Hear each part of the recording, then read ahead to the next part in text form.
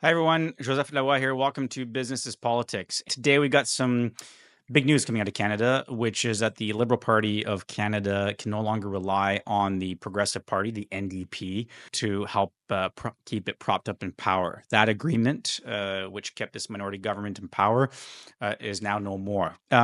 This is not a massively shocking or surprising development. There'd been a lot of pressure for the party to give up its support.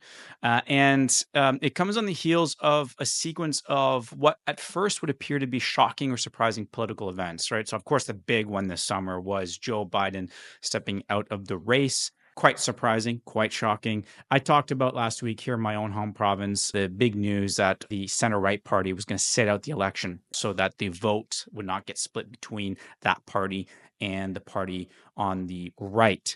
These things, when they occur at first, seem very surprising, sometimes shocking. But here's the thing. Politics, while it appears to move quickly, and sometimes it does, it tends to move rather predictably.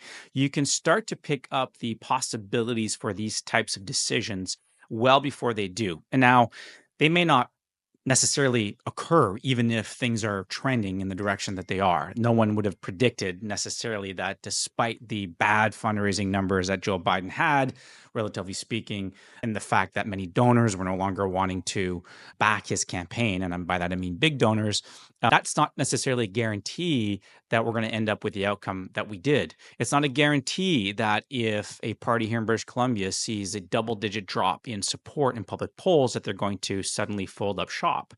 And it's not a guarantee that if opposition groups are demanding that the NDP stop propping up the Liberal government here in Canada, that they're going to heed that advice.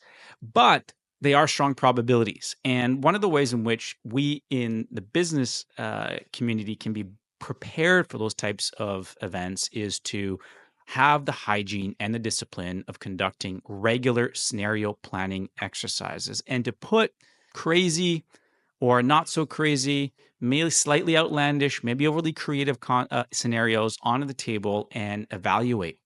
How would you respond in that situation? What does it mean for your business? What does it mean for your industry?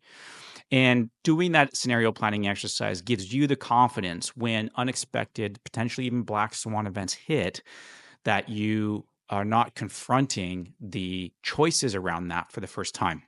So, takeaway for today is this. I highly recommend you spend, at least on a quarterly basis, you spend some time doing some scenario planning. It's just good hygiene to do. And when these big political events take place, at least you've got a version of it in your mind that you've at least thought of before and may have some pattern recognition around.